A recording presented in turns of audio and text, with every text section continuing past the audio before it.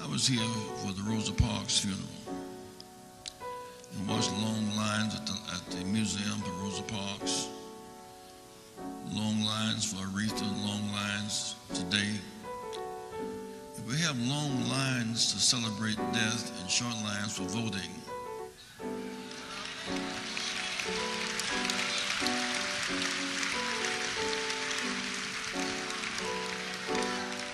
we lost Michigan by 11,000 votes. 100,000 Detroit unregistered. Long lines at the death of the icons and short lines for voting, something is missing. Hey, one goal, one thing, one move, and that shit don't change. It's certain. Real niggas do real fucking things.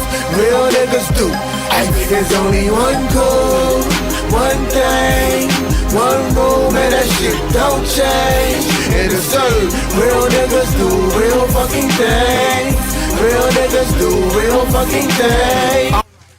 You a little sluggish. My nigga, I'm beat, dog. What you been doing? Working? Man, well, I'm almost beat on just looking at what my schedule about to be. It's like I just went to what they call it?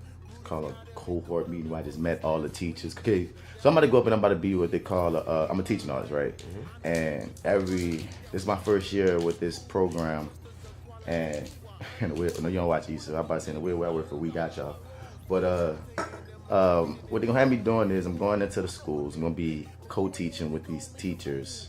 It's gonna be kindergarten, it's like 3 kindergarten teachers and 2 third grade teachers. Mm-hmm.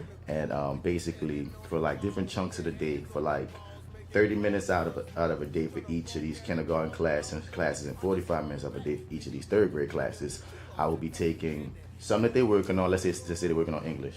Take the English and doing some acting shit to help them learn some shit within English as well as some shit within art or whatever. Like, I got one of them is a social studies teacher, so she's gonna tell me what her shit is, and I gotta take something that acting strategy to teach some of their social studies classes and such. So today was my first day meeting all those teachers and us making a schedule for me throughout for the week, as well as a schedule for when we could get up the plan. And my nigga, it's just like one thing I'm learning about like this school system, son. Like, these motherfuckers is wound up tight as shit. Mm-hmm. They don't got no time for shit. I feel like it was the same vibe for each one of these motherfucking teachers where it was like, man, we don't got no time for nothing. Like, what can we squeeze in? It's like, dude, they are working these teachers ragged to the point where it's like, my nigga, like, how you gonna have your best teacher if you don't give them no wiggle room to be creative? Like, they gotta do this from this time to this time, and this from this time to this time, and this from this time to this time. And they gotta do PDs every week, and a PD is a professional development or whatnot. And when we was coming up, sounds like a bunch of bullshit. I mean, I won't say it's a bunch of bullshit. It's just, I don't think it's the best way to not necessarily even train. I don't think it's the best way to have a teacher. Like, if you an educational system. Yeah, I mean, yeah, it's like, I think it's set up because kids need rigid structure. Yeah, but kids have always had structure. But what's going on is these teachers are getting more structure and more rigidity than they need. You know what I mean? It's like these charter schools come in and everything is about the bottom line. How we can get more money for grants? How can we increase the test scores? How can we do this and that, to the point where you got these robotic teachers just teaching all this shit, and then half the time when they do have free time, you got them in these professional developments to make them even better teachers. I'm like, nigga, how about you let them go be teachers, man, to get experience, to be better teachers, and stop like it's overwork. Even to try to fit me into their schedules was like crazy because of how much shit that they put on the teachers to have to do aside from be a goddamn teacher. Mm-hmm. And you know, when Katrina happened, when the charge system first came in, you know, they fired all the old school teachers. Mm-hmm. You know what I mean? They cleared the wigs, fired all the old school teachers, and basically was like, man, we gonna have this freaking this you know, Teach for America shit. There's this assortment of motherfuckers, new motherfuckers, mostly white motherfuckers and young motherfuckers that don't even know, you know, don't have that experience, that dearth of knowledge that old Miss Harrison, she done had out your big brother and your mom in her class, you know what I'm saying? And there's a certain freedom within, you know what I mean? Because you can just feel and see in classes when we was growing up that when you see what these charter people I feel like there's a middle ground that they're not trying to get to. You know what I mean? If something was bad before, okay, I understand if you want to elevate it, fine. Because some of the things that y'all doing I can fuck with. But you got to also take in the human element. the human aspect. These aren't robots. Like, you got to give this teacher this amount of, like, third grade teachers at the school I went to don't got lunch. Don't got no lunch break. No lunch. This lady was up here teaching her class. She had a fucking sandwich there. They got a planning time, and they're expected to plan their lessons and eat lunch at the same time. That was never a thing. Teachers got lunch breaks. You know what I'm saying? It's crazy that's shit. required in any job, dog. Nigga. And to say these are the teachers who are teaching the future, you don't giving them no fucking lunch breaks? Or they probably giving them a quote-unquote lunch break, but also at the same time expecting them to do on paper, these. you got a lunch break, but what I tell you is that really your lunch break is your fucking planning hour. Well, yeah. So on paper, eat your lunch within your planning hour, and still, but that's the thing too. Then you be checking up under the asses to make sure they lesson plans got this, and this in it. I mean, there's so many checkoffs. Like, I'm only be working 3 days a week, and I'm still son, it's super micromanagement. And even in my 3 days a week, man, I'm looking at the schedule y'all motherfuckers that created. I feel like, damn, well, my time gonna come in to even breathe in between classes. So when can we act? And when can I like get creative? Right. I mean, I'm able to get creative. That's the thing. I have more creativity than they do. Because basically, I'm the acting teacher. I'm not even just the acting teacher, because they already go most likely have acting teacher at their school. I'm the acting co-teacher person, where it's like I come in. So it's like, I whatever the fuck, I'm the expert in arts. So I can make up a motherfucking lesson and be like, this is how we're going to teach this shit today, y'all. Just let me know what you need. Or I can spend, that's the beauty of what we do. I can spend a fucking month on just pantomime or tableau or something. They got all kind of giving them niggas just to speak loudly. Fuck. And if you can justify that shit within, because once again, most of my class is gonna be English and ELA. So if I can justify that within whether it's working on story structures, beginning, middle, and end, or it's so many ways. I have levels of speech because niggas can't barely read in this city. I have so much leeway compared to them, but just the time is just. My only question is, does the paycheck reflect the workload for you? For me, it will. All right then. I mean, fuck it. Well, no. Put it like this. For me, it will by the expectations of what they pay teachers. See what I'm saying? Because off the dump, I think all teachers and teaching artists should be getting more pay anyway. Like, generally speaking. So within the realm of what they pay teachers, but they should be paying teachers more for all that shit that they got them doing. Because, like I said, I got more leeway than them. I'm afraid for them because they gotta basically be there from 6:30 a.m. to 4 p.m. Son, you hear me? So you get paid like them, but you a.m. have to do what they gotta do. I'm not getting paid the same amount as them. You hear me? But because they work in 5 days a week. You know what I mean? From like I say 6:30 a.m. to 4 p.m. Like, that is crazy. Straight. Then you got them like once a week going to these PDs, these professional developments, once again from like once they get off work at like 3 to like 5. Then they got to get home. Like, dog, that shit is crazy. And once again, you bring up pay. Man, it's the fucked only good up. thing I can say, dog, it's 12 hours fucked a up. day. At least you got a job. Dude, it's fucked up. I'm happy for my situation. They don't sound good, but at least you got a job. That's the positive thing out of it. Yeah, no, I'm not complaining about having a job. I'm not complaining at all, honestly. I'm just taking a look at how the school system is compared to how it was. You know what I mean? When we was growing up. Because I grew up with educators, my grandma and my grandpa. So I got a first-hand way of seeing those shit. Was the kids smart before the storm, too? Because I don't remember certain schools being known for being smart. I remember certain schools, but most schools, like, that I've always known, the kids weren't known for being smart. It I was known depends. for sports or band. It depends I think on most the schools, of the schools in New Orleans and Metairie and the West Bank have historically like not performed well. Like, the only schools that really perform are like Franklin, Lusher, McMain. But all of those other ones were mediocre. Y'all just named a bunch of middle schools. I'm in the elementary school system right now. Even the elementary schools, I don't know they underperform historically. But this isn't helping.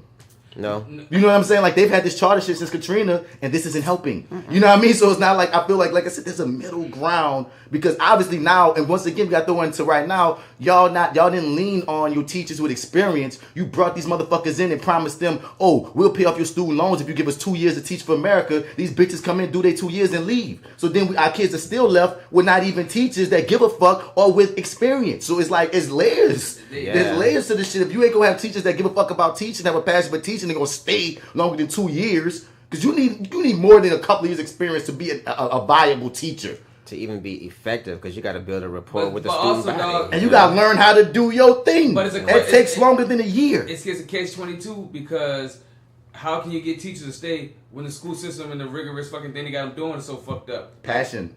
Once again, you're passion, not. yeah, you got passion. But They're not even hiring people who want to be teachers. Is my point. That's true. But I'm saying the people that do want to be teachers, they're not making it easier for them because they're giving us all this bullshit that's ring around. When there's schools and other fucking places that's got it popping. So like, not saying they gonna stop teaching, but I can see why niggas probably would leave here and teach somewhere else. We're adapting what everyone else is doing. Not everywhere, but what a lot of other places else was doing. Like, not every, I won't say everywhere, but no, like, it's not like this new shit is, oh, this worked here, and this worked there, and this worked here. So it's not like we're creating the wheel, nigga. I'm just saying on the wheel, but niggas will find better things when shit ain't working where they at. I think it starts base level at, nigga, we need people who want to teach. If these niggas already don't want to teach or don't want to be around these kids, you know what I mean? Because you talking about, you know, if I'm an actor, you know what shit we go through? If I didn't really want to do this, I'd have been quit. Mm-hmm. That's what I'm saying. If there's teachers who want to teach, you know what I mean? I've been around them my whole life. No matter what they throw at you, which is why some of the teachers are sticking that shit out.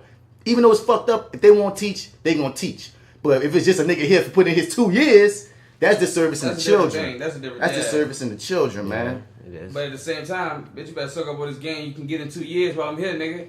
Because I'm here serving you. Nah, that's not, no. I'm not gonna do that to kids. I'm not gonna say that to kids. Man, look, it is what it is. No. It's like you can't expect teachers. You can't expect them to be in there for the long haul. No. Like every school they go to.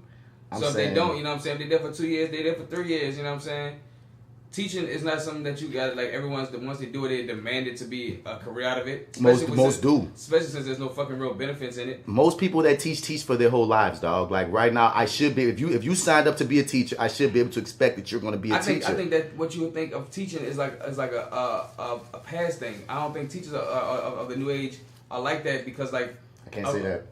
I don't think so, man. Like I've been in it. Like I've been in it. I've been to all these PDs. I've been to all these fucking meetings. I've been talking to these fucking teachers. Like it's just like it's the culture of it. Like I can't say that across the board, dog. I can see what you're saying exists, but you can tell a difference between a Teach for America teacher, nigga. I ain't gonna say all Teach for America teachers fucked up because some actually stick with it. But you can tell the difference between a nigga that want to teach and a nigga that don't, just based off how y'all work together. Like you can just tell. Like it's just. I can understand that. Maybe they like if they were to use Teach for America people, maybe they should have a better pool of people who have more compassion to teach, even if they don't want to stay at that school.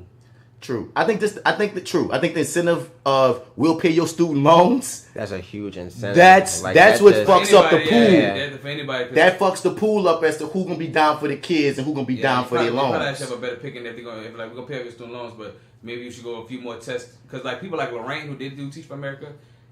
She's stuck in the school system. You shouldn't get your student loans paid off for only 2 years. A couple years. They should make it like 4 or 5. Something. Like you really gotta put do a stint. Like a bid. Put a stint. A bid, bitch. Put a bid. 2 years, like what the fuck? Especially if they gonna quit anyway, at least make them work for that quit. Make them work. 2 years ain't shit. 2 years ain't shit. I can fucking ride that. You can make some money while you teaching. You have a secure job, as long as you don't fuck up. I say about 5 years, though. I say from the time you need to be in there for the time a kid could go from kinder to 5, or like no, really from like 8th grade to like finishing high school. I mean, I'm gonna go for. Like, I'm just speaking from the. It's the same as we're saying the same thing. I'm saying kinder to 5th. Like if you do a kindergarten stint where you saw this kid graduate elementary, like age 5 to age 10, graduate elementary. So it's like okay, you did a whole stint of this kid's generation. So if you decide you want to leave now, well, hell, you've been here since such and such was boom, boom, boom. Same what you just said. If it was from 7th to 11th, or 7th to 12th, you put in a real stint to see the development. So I can be like, all right, you a teacher after 5-6 years. You put in real shit. So 2 years is fake shit. So 5 years. 5 is like whatever. They can switch around to schools if they don't like the school they can switch around another school. They still got to teach, but can they switch around other schools? I mean, I wouldn't have no thing against it. I don't know what Teach for America's deal is with that. I don't know how it is, but I'm just saying, ideally... It doesn't sound bad. Like, I don't see how it would be a bad thing. But ideally, I wouldn't want you out here switching schools every year, though. You know what I'm saying? Ideally, I would want you to stay within You have to, like, come with a real, legit reason why you have to leave. Yeah, because overall, I would want you to stay within... You can't just go because you don't like, Building culture is important. You know what I mean? Your first year might be shitty, but then you might get the swing, and then by year 2 or 3, you might be in love with where you are. You know what I mean? So... It has to be some, not too extreme like death measures, but it has to be extreme measures to where you have to be like, hey, I don't want to teach anymore. I can't teach because I feel uncomfortable. Or something. Like, it got to be something like that. But yeah, though. Because our kids are too... I'm going to say 4, but either way, go 4 or 5. Our kids are too important to be shortchanging them like that. And I'm not even a nigga that's like, want to be a teacher for the rest of my life. Nah, son, I'll be straight up like, I got into teaching to pay my fucking bills, but then I found the passion through of like, I know the arts need to be fucking handed down. And, you know what I mean? That's a whole other thing. But let's not act like if the right gig come along. I didn't say that. You know what I'm saying? I just said, my nigga, I found the passion within it because at first I had no passion for it. I was like, I'm just gonna teach these little fucking kids, and then like when you get around children and when they get infectious, you know what I'm saying, and then when you see how they get stuck, how they be getting fucked over, and late in recent times it almost make you be like, you know, damn son, because like I said, like arts, man, that shit kept me focused. That shit kind of kept me a lot of things on shit. So I hate to see that go away. Programs that aren't there like they used to be as much. There used to be a lot more after school programs before the storm than they are now. A lot more. Because they used to keep me out of the trouble, like going to places where I could play football or play in some kind of like rec room or something, you know. Those places are far and few between these days. I won't say they're far and few between. They exist in a different way, and they're not. And I feel like that way needs to get more light. You know what I mean? It was easier to find before. It's still there. It's not as easy. Like you said, we could just walk in Nord. You know what I mean? You just walked over here. It's there. You know what I mean? I remember one time, like, it was like random class. I could just walk up on and see what kids had. And it was like, oh, this is another center for kids. You just come and play on after school. So I just said the exact same thing. You said Nord. I say, for example, you could walk, like I said, it was way more accessible. Like you could just, like you just said, just go there and it's there. Now you have to go through the program. You have to go find what program does this online. One summer camp. All that shit. But that's because these things exist, dog. But they're, like I said, they're not as easy. They're not in the hoods like they were. And if you show up, you still got to go through this shit. Instead of going to school not as easily accessible as it used to be. You're right. You're right. It's not as easy to sign your kid up. But at one point, you can just throw a kid. You can throw your whole family in school. They'll figure it out. But your kid's in school. Nah, nigga, your kid they got kids who got fucking brothers and sisters split all over from uptown to the West Bank. Right, that's crazy. It was trippy, son. And then, like I said, and if they're doing all that to even get to school, and then you're not even getting serviceable education that's not based on how we can make the school look good on tests, it's like, come on, man. The fuck? Dog, and that's why homeschooling is starting to be a bigger rise, dog. A lot of people I'm knowing these days going homeschool, and the kids come out more, they learn a lot more. And on top of that, since it's getting bigger now, they got more kids to interact with, so they starting to lose less of that social awkwardness because they're going to be, after a while, it's going to be a whole bunch of kids. I seen a nigga like at least 30 kids he was chilling with. Every homeschool child I've ever had teaching in athletics has been a little bit off. Like, I got mixed feelings about the homeschooling thing because I don't think every parent is fit to be teachers. You might fit to be a parent, a great parent, but that doesn't necessarily make you a fine teacher either. And, like, not every child, but I mean, the majority of the homeschool kids I've had have always been, like, socially awkward. You know what I'm saying? And in this world where being sociable has become way more fucking important, I think that could be kind of a hindrance in some ways, you know. But the benefits of homeschool versus these fucked up official schools, I mean, it still carries weight. So I got mixed feelings about the whole home. It's case by case, yeah, and it's depending on where you at. Cause like my mom did homeschooling for my sister until she was probably in middle school. Like, so I got to see all these sides. She did my mom. Honestly, my mom did homeschooling, and she stopped and she sent her to like a church ski school at one point. Then she went back to homeschooling at one point, and then she went, you know, to middle school and high school and stuff. And that was always my kid with telling mom, like, mom, like, she ain't gonna handle prime, she ain't gonna handle this, she ain't gonna handle that. Like, you know what I mean? You gotta get at least for high school. Let her go to high school so you get these high school things. I feel like that gets missed. But to the degree what Joe saying is true on the level of the culture of how they do in homeschool, they're starting to try and change. Like, they got these things called... It's almost like they're making a school of homeschool. They got these things, homeschool somethings, where basically like other homeschool kids can come together and meet other homeschool kids. Learn under one roof. They got shit like school. I mean, they don't necessarily... It's like basically online school? No. Well, that's what homeschooling is, really. Because what happens is sometimes parents don't even be teaching. Sometimes they put in these videos and a real teacher's on the screen teaching these kids. Live? Sometimes they do that too. Sometimes you know what I mean? Real teachers teaching, like real teachers instead of parents. From what I saw of homeschooling game is either you as a parent can do the active teaching, you as a parent can basically be the guide, but you put in the DVD or whatever of someone teaching them on the screen, and you just make it show, you know, you just there, you're like a co-teacher, you're there to make sure they're handling their business or whatever and doing the checks and balances. There's also, like you said, they got that live shit, especially for foreign exchange. You know what I mean?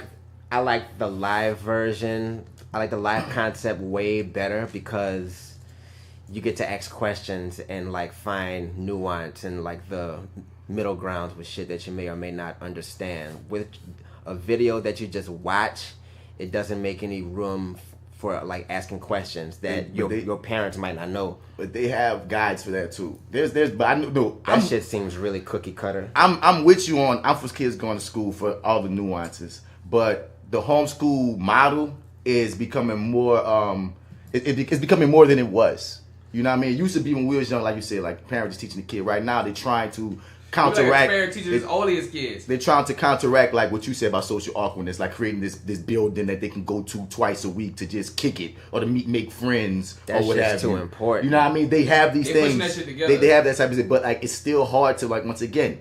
They ain't gonna have, I don't think they have homeschool primes. Maybe they do in some areas, but they should. I think they most likely gonna graduate to that level. But it's more the where it looks like it's going is this: more time at home than at school, but there's still some kind of version of school, or at least interaction, or at least I understand that. I'm just really not on board with the idea of kids just always being at home or being at home most of the time. The thing is, they're not at their house. They're like they'll be at a location. Mm-hmm. Some people do locations. That's fairly new. That is very new, and it's not the whole week. It's certain days. Yeah. Location. But here go the thing Some too. people do it every day of the week though. They got people who travel a lot.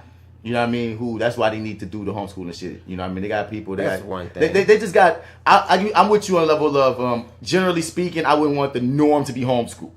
I like the norm to be go to fucking school, and I don't mind because there's also one thing about certain homeschool schools, they be smart and advanced as fuck. Sometimes, you know what I mean? My sister's going to fucking college a year earlier. Yeah. Like she started college in January and she in her senior year right now, and she's like fucking just about to make 17 in September. I got nephews that speak 3 You languages. hear me? So like shit. like we all said from the dump, there's the pros, there's the cons. Like for instance, I'm not that into all one sex schools.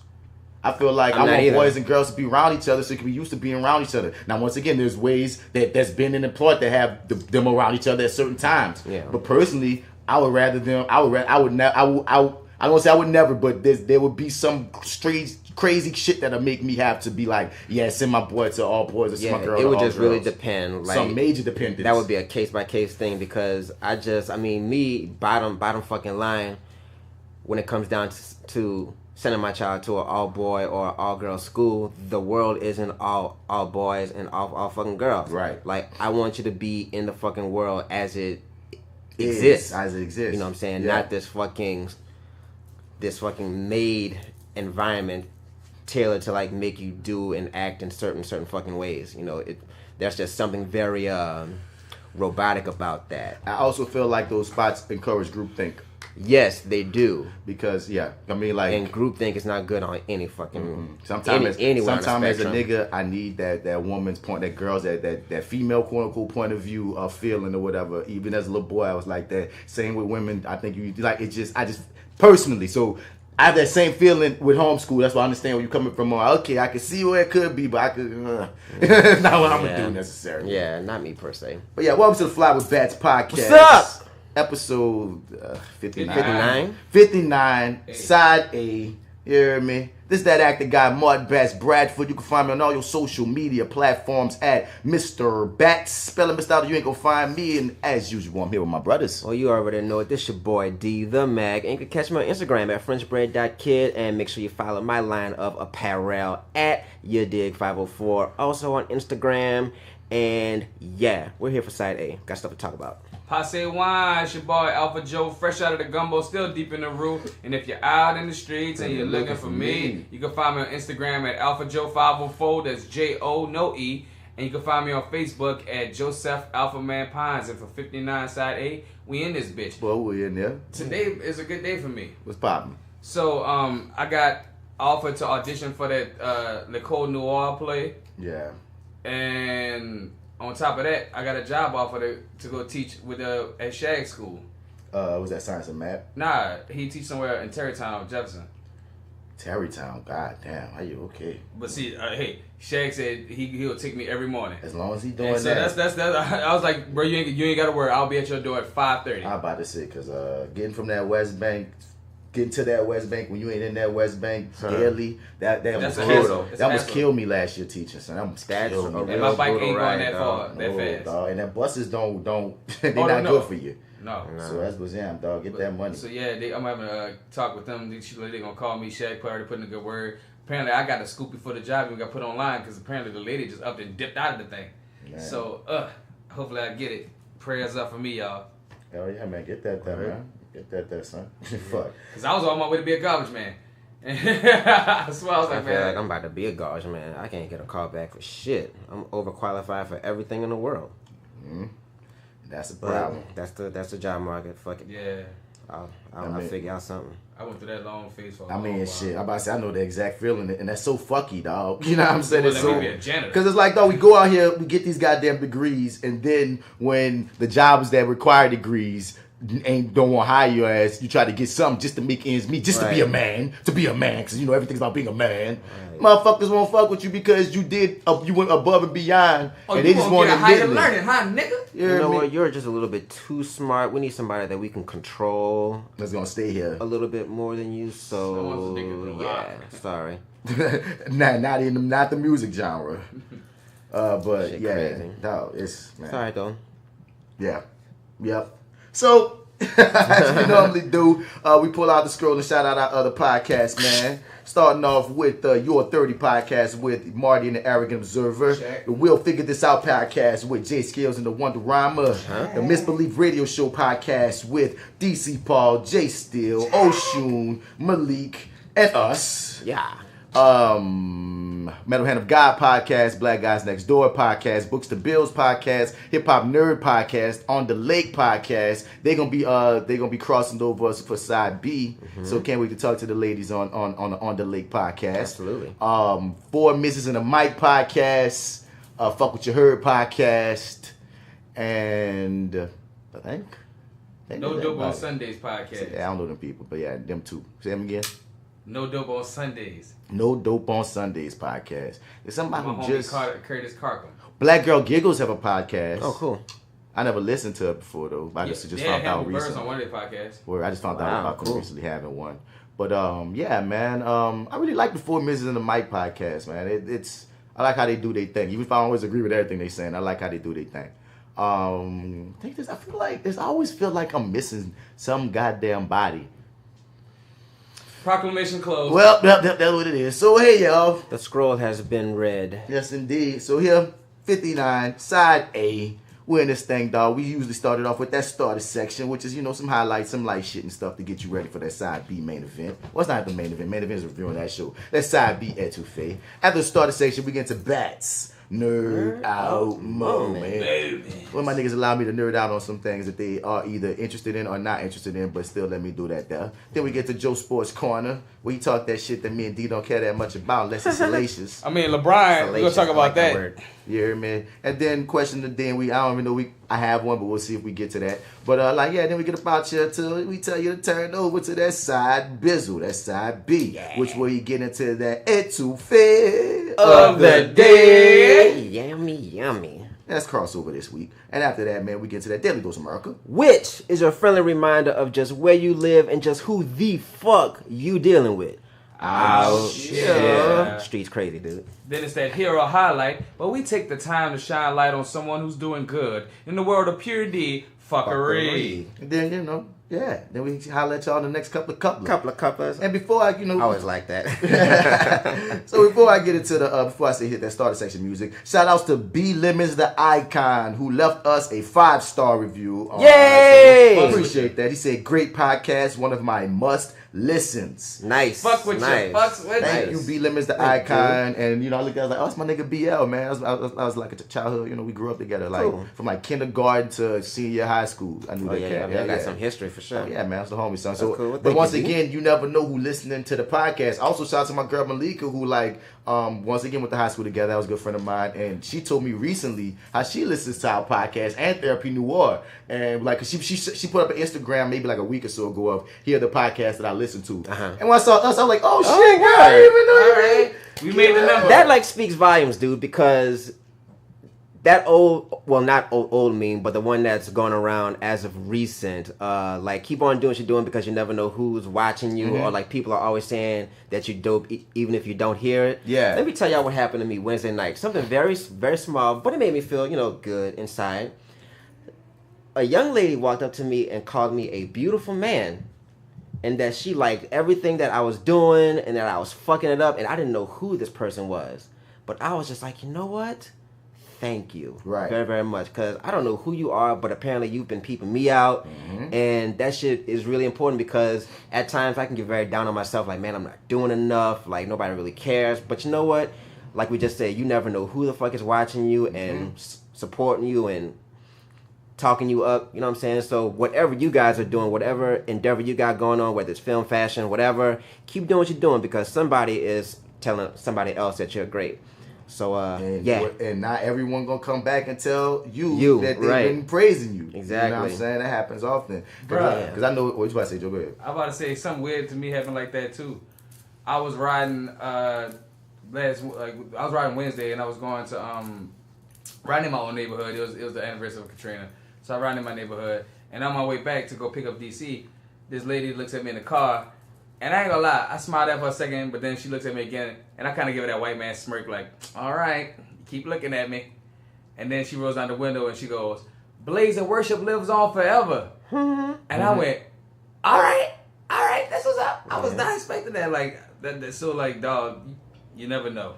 You never fucking know. To add context, Joseph has been hosting Blaze and Worship for the last few months or not, and, because, that could have just been random for somebody who didn't know that you be hosting that bitch. Somebody yelled at you, Blaze and worship. It lives on forever to some random nigga. And then you like, I just felt happy about that, y'all. I have no connections to the phrase or nothing. Listen, I like the word Blaze and worship. And the fact she said lives on forever, I believe that. I just believed it. It lives on forever in me. But yeah, son, I mean, it's a constant thing, though. Sometimes something might come for you, and then you be talking to the person who came at you, and later on you be like, oh yeah, because I heard from such and such that, et cetera, et cetera. So that's how Fly With Bats podcast even got the Essence Fest hook to be pressed and such, because niggas is listening. A fan, I even said my shouts out to my Kia, she likes listening to us, and she told them, like, man, check out them, and so it's a beautiful thing, that's why, you know what I'm saying. And I just like hearing my people, like, I just like hearing that women telling men, you're a beautiful man. Y'all need to tell my nigga that more often. Y'all tell us all that, baby. You know what I mean? I think that needs to be a motherfucking a movement of sorts, man. Let niggas know if they're doing beautiful things, because they got a lot of ugly in this world, and we don't hear about it enough. When you see me say beautiful, can I holler at you? And I'll holler at you. You know what I'm saying? Like, you tell it to me, you know what I'm saying? I come holler at you, put my car like that. Now, that might make me feel weird if it was just it by itself. Say beautiful. Yeah. You know what I mean? But you all, girl. But that word is just one of those ones that's all encompassing. It's like, you know what I mean? It's an inside and out thing, dog. Any girl can be pretty, any person can be cute, but if you're beautiful, like, not everybody's beautiful inside and out, son. So that's why I'm like, that's a high praise. And the chick telling my dude this because she been following him, that means, oh, you've been doing your homework, so I can take you seriously and you ain't just saying shit. But anyway, I want to get one more shout out to somebody that's listening. Dean Charles at Dillon University. If you listen to this, what's up, Miss Cynthia? Dean Charles, I shouted you out. Miss Cynthia. Shit, that was another surprising one. I'm like, oh, she be listening. We cut up. Miss S. But yeah, let's get to that starter section, man. Let's do it. Lying about how much you had made, rumors and shit that you handmade. Would you buy this if I sold that? Hey, what the hell is my soul at? The American need for American green is America's greed. That's the American dream. Black America too busy chasing white American dreams. But we sleep, so let's everybody eat and repeat. Work, where the fuck the cheese? Where the mozzarella at? Tell me where it be. So, well, hold on right quick. Oh gosh, what? I asked this question because it's one of my number one stories, but he mentioned something about LeBron. What about LeBron you talking about in the sports corner? They got a few things. There's Jason Whitlock that I won't get on with his fuck ass, and there's also just about him talking to Barbershop. I don't know what that is, but my first story was LeBron talks about how he wasn't fucking with white people. That's Barbershop talking. He said, I won't fuck with white people until I give him a chance. Niggas have to learn to like white people. Yeah, that was one of my things. So yeah, we'll just get. We'll come back. No, we'll come back to it. Nope. We're gonna put that in sports corner because I got some things to say about that. And since it does involve a sports person, let's just put that in the corner so I can feel like I'm involved in the sports corner. I mean, that nigga for saying that, she's going to hear a highlight too. I mean, it's an interesting conversation. Let's move on to someone who's not LeBron. Kanye West. He apologized. That's the story. Kanye West apologizes for saying that slavery was a choice. Just like a white man. Just like a white man. 3 months after his headline-making TMZ interview in which he claimed that slavery was a choice, Kanye West is finally apologizing to the black community. What for? Why? Why are you apologizing? What's wrong, dog? Like, you cannot take this back, nigga. You said it. You meant it. You meant what you said. You were so dog. He said that shit with fervor, with gusto, son. Like, you believed exactly what you were saying at the time that you said it. Like, I could see if when he said it, he didn't say it with confidence or any sort of what's the fucking word I want? Just with no confidence. Like, you know, I could probably give you a pass on, you know, maybe you weren't, you know, totally sure. But nigga, you were convinced that you were speaking truth, and now all of a sudden you're sorry. Like, it's the same shit. I feel like this apology probably should have came earlier. It's a little bit later now. We worried about Aretha. We ain't really worried about you right now. I mean, I can accept your apology, but I mean, it's like I can, but I can't.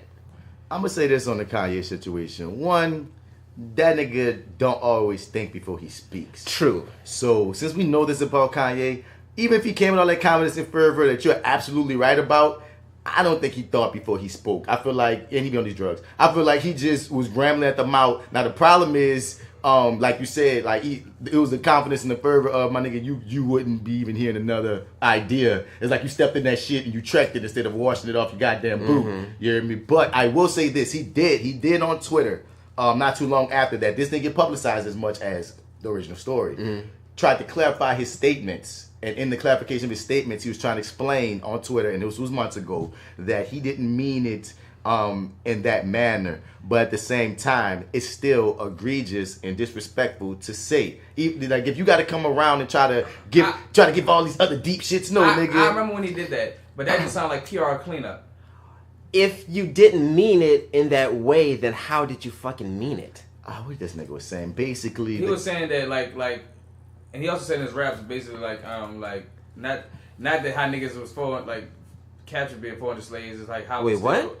Not how he wasn't saying like how niggas stayed slaves 400 years ago, but how niggas still slaves today and we ain't gonna be slaves for another 400 years. And then so he was equating it just to the mental slavery of today, and that we're just choosing to not be educated. It was a few things that went with it. Right, that was one like, of them. I'm not giving it to him. I can't give it to him. What he was saying was that basically the concept of the 400 years of slavery concept. If you already know that somebody else did that shit, if you gonna do it again for another 400, then you chose it because the niggas already didn't have a choice in it. Already showed you the previous map. Those are some great sounding words that I did not hear him say. Exactly, and that's the problem. And even though that's not what you said live. And even though you tried to expound on Twitter after the fact, but live, my nigga, you swinging that dick. Yeah, if you would have expounded on that live, I'm pretty sure all this backlash. I mean, there would probably be some backlash still, but not as much. No, there wouldn't be as much, but that's backlash. There would still be backlash because you can't speak in your privileged position in 2018 on anything dealing with slaves and especially something that's so systematic and engraved into this. Not with blind. Not while being a fucking blind. I'm sorry. I ain't saying how I've been blind, but I'm gonna say two things I want to say on it is one. I don't appreciate, and like I even had to stop doing this because when I was young, guys be like, oh, if I was asleep at the time, I wouldn't know. I feel like it's disrespectful to any of the people that went through that shit to even assume how you would be. No, we don't do that to them. You feel me? That's Eddie fucked Murphy up. got the best joke about it. But I want to say secondly to what you said about the systemic. He completely left that out of the story, and that's the most important part of the context. Right. The systemic parts of it, the subconscious parts of it, the psychological parts of it. It's not just, oh, I decided to be a slave nigga. And when you add in the context of 400 years ain't 4 days, bitch. This is generational 400 years ain't 4 days, bitch. Racism. That's so many. That's generation. Like you said, it's generations on generations, and a generation is come on, dog. You're not fairly judging it with that fucking whack ass statement. But what you were saying about the joke? Oh, the joke Eddie Murphy had, it was like, you know, the first nigga, he said, people talking about what they wouldn't do during slavery. You know what I'm saying? I can see a nigga now, you know, a nigga today go back in slavery. I ain't picking no cop for no motherfucking master. Master better fucking suck my dick. And that's the first nigga's made an example out. He got a whip, and that's what, like, Lord, don't do that to me. I'll pick whatever kind, just leave that shit over there. Right. Like, you don't know what the fuck you would actually do if you were fucking slave. And this is shit that actually happened. Like, y'all know, but just to verbalize this shit. At times, like, there have been cases where they would, like, tie those horse carts to fucking slaves' arms and legs and rip them the fuck apart. You don't know what you gonna do if you see that live in a fucking person, bitch. Like you and all your fucking you gonna do everything that fucking dude tells you to fucking do. And then after seeing shit like that, is not just nigger, cracking a whip and pick your fucking cotton. Like, there's so much other shit that was going on, like, you know, rape and cutting niggas' dicks off, man. You know what I'm saying? Mutilated, man. And I want to add on to that. You feel me? Then comes the generation that's born into that being the norm, the legend, and expounded upon and embellished for decades. You got a generation that's born into that's the norm, and nigga, there's nothing else. There's no speak up. You gotta think about this. The rebels were true rebels. Don't fight back, right? Yes, they were true. They were true rebels, and any of you motherfuckers talking shit right now. You feel me? Because half y'all niggas can't even look at your religion and think some kind of way. You can't even question, boy. You can't even question some of your family traditions and think no kind of way, because that's what you're asking these people to do, to question their norm, and they're not even. They got niggas that can't even question their personal fucking habits. And we're talking about evolved. We're talking about our evolved people. Right. These people in 1800s and shit. They're way more simplistic. Near educated than we are. In this land, at least. You know what I'm saying? I'm just saying things are simple. The time is more simple. Yeah, you know what I mean? Just in general. Yeah. So everything is just simpler then, and that's what's happening. Nigga, you are more comfortable, and you ain't gonna challenge the fucking the system or the state or the establishment. So don't go talking about the motherfucking people, bruh. You just can't fathom it, dog. You just can't fathom it, dog. Yeah. We got misogyny and racism and homophobia, and y'all niggas acting like a nigga. That's how the motherfuckers was looking at niggas. Like people get mad right now when you say rape culture. You the one nigga that's saying rape culture when everybody's saying, shut the fuck up, bitch. We gonna stay in these fucking chains, nigga. Trying to be different. You know what I'm saying? What the fuck?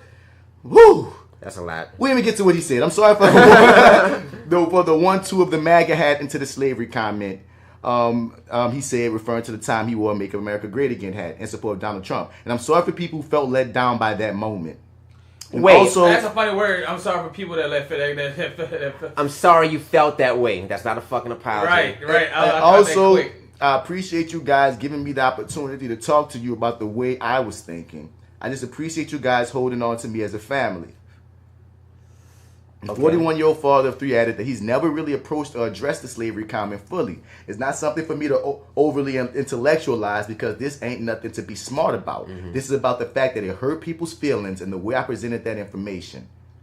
Now, I'm not blaming mental health. I'm just explaining mental health, he clarified. If you deal with someone that's bipolar, that's ramped up, they might say something that's their truth. That's how they feel in a way that's not going to make you feel comfortable. Don't fucking lean on mental health, Kanye. It's going to be a new Kanye West, and it's going to be better. It's going to be better because of this mental health situation. It's going to be better because of this TMZ situation. One thing we can learn from my wife, and the reason she doesn't end up at UCLA, is she has her family with her at all times. Oh, it's a medical center. I'm about to say, nigga, UCLA. It's all of them against. It's all of them against Hollywood, and you got to have that support system. The people around me are starting to make money. I don't know if this has anything to do with it. Yeah. I'm sorry, yo. Like, I can't. One thing I detest, a very detestable act to me, is people that do fucked up shit and then they try to like fall back on mental health, because mental health is nothing to play with. Like, they got people that really be like fighting shit, but I don't like niggas that bring that shit up after they fucked up. I don't think that's what he's doing. I'm not saying it smacks of it to me. I don't think that's what he's doing. Maybe I'm wrong, but that's what it smacks of. Because before any of this happened, he admitted that he had been recently diagnosed bipolar. But still, like, and that's something he ain't never even go get checked on and such. And when you a celebrity, I'm not surprised that this man has a mental issue. Is what I'm saying. I'm not surprised either. So I understand what you're saying, generally speaking. Don't go do some shit and just act like you crazy. No, I feel that. Don't just try to be like, oh, it's because of my. No, I don't want. I don't want. Give you a pass. You hear me? But I will say, in his case, from when we think about Kanye West, him being bipolar for one is not surprising. And before he did any of this, he admitted that I just recently found this out, and he has all these drug problems that he just was kicking. There's a lot of shit going on with Kanye West. I will grant the drug problem. I will grant you that. The mental health issue, I will grant you that also. No questions. but I'm gonna still hold you responsible for the shit that you say and do. Mm-hmm. And he's holding himself responsible. I give him that That's much. He that's didn't have to apologize, quote unquote. I mean, he could have said that and left it alone. Yeah. You know? So you're right. He didn't have to apologize. I take it, but at the same time, just like y'all, it's like, I feel you, dog. You got a mental disorder. Just shut the fuck up next time. Yeah, I'm not about it. I'm on the level of this. What you gonna do next? Because what we do next is shut the fuck up. Because maybe that's what he needs to do. But I'm just saying that if your next move is something positive that actually helps the black community specifically, nigga, and you stay consistent in that manner, it's water under the bridge. But if next week we got some new crazy ass white supremacist dick sucking Kanye story, going crazy. You know what I'm saying? Yeah. And then he comes back. Then he comes back. Exactly. Then he comes back and says my mental health again. Nope. Then it's like No. nigga. Now we gotta put your ass in the corner. Because once, now I gotta put you in the corner. Fool me twice. Because I will honestly say that I have felt about like watching this rising action of Kanye, being such a fan and watching and being hard and making it harder and harder and harder and harder to defend him over these years. I feel like niggas been saying this nigga need to get diagnosed because something up with him. And then when you put it in the prism of celebrity, then he lost his parent. And you throw in the parent loss, you throw in the celebrity, you going through grief while you're on tour and shit. It's like, you know what I mean? You don't take breaks. You know what I mean? There's so much going on. Like I'll be like, you know what, I can see you having some type of mental hang up, son, but you better like DC, take your responsibility, take your fucking lick and get yourself together. Nigga. You got 3 kids, nigga. 2 daughters and a son, I think. Oh, word? You got 3 kids, my nigga. Yeah, dog, these still they can't click out on your kids and be like bipolar. So how y'all feel about KFC, dog? They say they gonna break you off 11 racks if you name your baby after Colonel Sanders. So many white folks and broke ass black folks. Why 11, huh? That's such a random number. Weird number. We're gonna pay you 11 racks. That's what they can fit in their budget.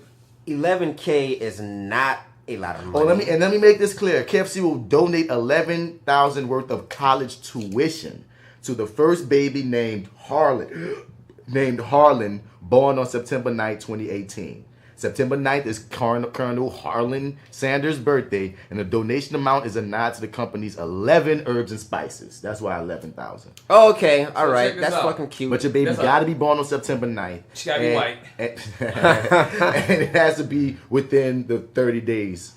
In September. That's cool, I guess, because at first I thought they meant you have to name your child Colonel Sanders. Like, that was kind of like getting on my nerves. I was like, no, guys, just fucking no. I thought it was going to be Sanders. I thought Sanders. Sanders? Yeah, I thought you were going to name like your kid Sanders or something. This shit sounded really corny. But even if I was going to do it, I would get them fucking 11 racks on contract and immediately change my child's name back. You know what I'm saying? But, like, I don't know. I guess. The thing is, I'm pretty sure a lot of people scheming on doing that and planning on doing that. It'll be very hard to like. It's probably a contract that's like the child gotta have his name for like 10 years or some shit like that. Probably so, but fuck all that. I think it's a scheme. I think it's a scheme going on. A scheme to what end? I don't know. I think KFC is trying to buy all these people like to get the fact that KFC be putting rats in niggas' foods and shit. I don't know if they really be putting their rats in niggas' food, but I know KFC has been tripping lately, and a lot of these stocks have been going down. And their food ain't been like it just ain't been on the up and up. So I feel like they buying votes right now. They buying chicken votes. I ain't got no dog in the fight either way because I don't even go to KFC. I don't go to KFC. You know what I'm saying? I'm tired of white people telling me what to do. So if KFC want to buy some votes, go buy you some votes, bitch. For real, that's the term, bro. That's part of my life mantra now. Why there'll be somebody that already child already named Colonel Sanders? My child been named this before the offer. Y'all can just give us the money now. They got somebody there whose child is named Colonel Sanders. Something wrong with I'm pretty sure there's nothing new in this world. There is nothing new in the sun. But you know there's certain names that you could get arrested for naming your kid? Yeah, like Adolf and Jesus. Nah, you can get arrested, but they make you change the name. The only one I know about is Hitler. I don't know what the other ones are. His name, though? Nigga, I just was working with it, Jesus the other day. Was it a Jesus or Jesus? His name was Jesus. I thought it was Jesus, yeah. I don't know if I like that. Quote where they made it change the little boy name in one of them. Was his name Jesus Christ? Maybe that town was, I don't know, but I just know like with DC, if it's like some serial killer, if it's some notorious person that did like this crazy ass acts of terrorism, that's like just some figure of terror. Yeah, like you can't name your child, which I kind of agree with. You set your kid up. You're setting your child up for a torment. Why would you name that kid Adolf? Bin Laden? Oh, right. Like, why would you do that? That's very cruel. I was tripped out talking to Jesus. Now that man name was Jesus. Now I was like, it's Jesus. My name's Jesus. I don't know if I like that shit either because I mean, now you're gonna have this kid. His name is Jesus. So every time he looks at a cross with this guy fucking crucified on it, I'm like, is that me? You know? But nah, man. I'm more curious about it because, like you just said, because I don't know if that guy seemed like, I wasn't too sure what his ethnicity was, but he wasn't black. You feel me? The Jesus I knew. That's because I thought he was Hispanic. But he might not have even been Hispanic. But you know, in Hispanic culture, Jesus is pretty. That's very common. It's pretty common. Yeah. But I would wonder, would it be like for a black kid to be named Jesus? I think that would be pretty. That's a different context. They're gonna call it quotes on that man. Joe standing by. I seen it happen once. It can happen again, bitch. Here's what would make me like it. If the child's name was Jesus, but he was the baddest kid in the fucking school. Like just the most misbehaved, just arrogant, just mean, bully. Like Jesus gotta be a bully. Jesus has to be a fucking bully. Like then I would think it would be fucking hilarious. But other than that, dog, having a name like Jesus kind of places these. The devil either. Nah, that's probably one that gets you arrested. There's something ironic about the statement. You don't do that. The statement Jesus has to be a bully. There's something so ironic about that I'm not. There's like something in there. Oh my God, dog. There's something in there. Right. I don't give a damn. I'll say this straight up. And if you read your Bible, you know there's many times in the Old Testament when God is an asshole. Straight up and down. Straight up and down. I hate. And Jesus too, like he's gone into temples and like flipped tables over and shit. I read it. If you read your book, that's all I'm saying. If you want to come at us, FLYWITHBATS@gmail.com. We can have this conversation. I'm not hating on your religion. I'm just saying be honest about your religion. That's all I request. God is a jealous God. I'm gonna tell you straight up, you don't want to talk to me about your religion. I promise you. Please write in. Please. You hear me? Please write in. Because I've read the book a few times. But anyway, DojaCat, after being America's sweetheart, now they coming to her neck, criticize over homophobic tweet. What she tweet? Okay, DojaCat recently brought all the joy with her internet sensation Bop Move, and as everyone declaring, "Bitch, I'm a cow." We were all bopping around in this bovine jam. This from Blavity. That's why it's so bovine jam. That's why it's so personal. Well, we got to report some unfortunate news that might put a damper on the Barnyard Bop. We have another case of they going. Writing. They going. I think I follow. It's not the one I follow. I follow. What website is this? It's Blavity. Blavity. Yeah, I follow one of their writers. Man, she's pretty good. Ashley Atwell, she go hard, and like on Facebook, she be talking that shit. But anyway, what we regret, we have another case of old tweets resurfacing once one becomes famous, and this time DojaCat's tweet is Exhibit A. DojaCat, the artist responsible for 2018's latest viral video and song "Move, Bitch, I'm a Cow," is under fire after homophobic tweets. The backlash and crew. So let's look at some of these tweets. Yeah, let me see. I gotta see the tweets. What did you say before I call it homophobic? Oh no, she's saying faggot and shit. So I mean, it's not about being homophobic. I called a couple people faggots when I was in high school in 2015. Damn you, young. Does this mean 22. Does this mean I don't deserve support? I've said faggot roughly like 15,000 times in my life. Does saying I think pause. I think this was her reaction. Yeah, this has to be the reaction. This is the reaction to it, and she's not like budget. You know what I mean? I got to see the original tweet. All right, so let's see. She's saying, I said, she said faggot like 100 times. Because I said faggity, fag. Back when I was a kid. Now you need to stone me. Let me go back to the site. DojaCat used the homophobic F-bomb, faggot, back in 2015. Was I supposed to say that? I probably wasn't supposed to say that. Back in 2015, I'm sorry if I fucked up just now. Back in 2015 about Odd Future members Tyler, the creator, and Earl Sweatshirt, according to Billboard. I called a couple of people faggots. Do I hate gay people? Do I think I hate gay people? Gay is okay. Read the first apology. 15,000 times, though, so they're going from what you were just reading, which was her response to being called out on this. The artist received a swarm of tweets from folks chastising her poor choices, including one from Will and Grace actress Deborah Messing.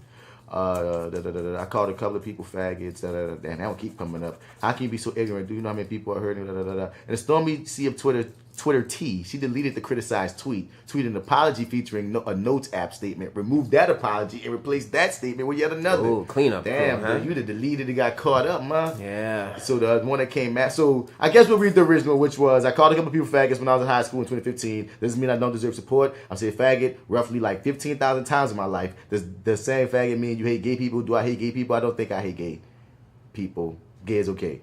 Now she put up, I've used horrible, derogatory, and hateful words toward people out of ignorance. I just want you guys to know that you're incredibly special and I hold you dearly to my heart. I'm sorry for anyone I've offended or hurt deeply. Sorry, You're all worth love and support. Wow, that is very different from your first. Your first. Sorry for all the people I hated. Your fag-loving friend, DojaCat. And it's the last one. But I'll tell you this, she's a kid. Hold up, she got the third one. I understand how serious this is and know that I have let a lot of my fans and supporters down. She tweeted as what appeared to be her final word on Wednesday. I promise to do better for myself and each and every one of you. That's what I'm going to get at it with, dog. Okay, you first. Okay. What you tweeted when you was 15 is null and void to me. I feel like. You know what I'm saying? I'm not going to hate on that. You fucked up in that first dismissive response. Yes. If her first response were either one of the two at the bottom, she'd have been gooch. Because once again, she's just 22. So if you just would have came with something mature, taking your lick, apologizing and promising to do better, let that girl be. But she's 22 right now? She's 22, son. So she was 18 when she said that. 2015? Yep, 18. She's still kind of an adult. But you know what I mean? But still, 18 or 17. But still. You can learn something new. Still in high school. Let's say she's 21. Maybe I'm wrong. Let's say she's 21. Let's say she was 17 when she did it. We can say that. I'll give her that if she has no other egregious situations beyond that. Maybe one can change within 3 years. And I'm not gonna put one thing to accord everything like that's one tweet. One tweet got her. No. She had, yeah, no, but no, we no, like no. crucify other people for like one tweet thing. No, it wasn't one. No, they found multiple old tweets. This tweet was her saying that, why are you coming at me about these old tweets? I didn't find the one. So there's a whole bunch of old tweets of her going from 3 years ago saying this derogatory stuff. And that's what I'm saying. If people came at you, I called a couple people faggots when I was in high school in 2015. That's not how you come about it. She's standing her ground in that tweet. That's not how you know you what I'm saying? She's trying to stand her fucking ground by just saying it over and over and over again, as if to be like, I really don't think there's anything wrong with me just saying the word in any context, period.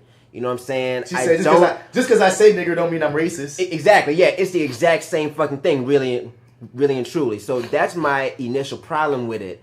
And also, other people, men specifically, we call them out on old tweets and they get crucified like with no room for fucking like apologies and things like that in the third. So she wouldn't be the first woman. Look at Roseanne. They got a lot of women tone type Lauren. They got a lot of women. Absolutely. People been getting it. Yeah. Both sides been getting that part. Comment retracted. Definitely comment retracted. But you know, she still needs to take responsibility, especially after this tweet, because like I said in the first place, you're standing your ground with using the fucking word. But then you know what I'm saying? She deleted it and he came with the other one. Cleanup crew. I'm sorry. I don't respect the cleanup crew. It's too early for you to be fucking up, man. Right. Come it's too early for you, man. I say the same thing y'all say, dog.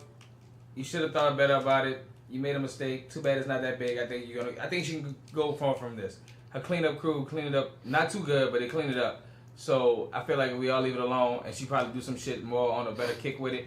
And really probably do some, maybe even, do some real shit. That motherfucker need a hit. That's the only thing that saves you from shit like this. Yeah, you need another hit. Do a song with RuPaul. You need another hit.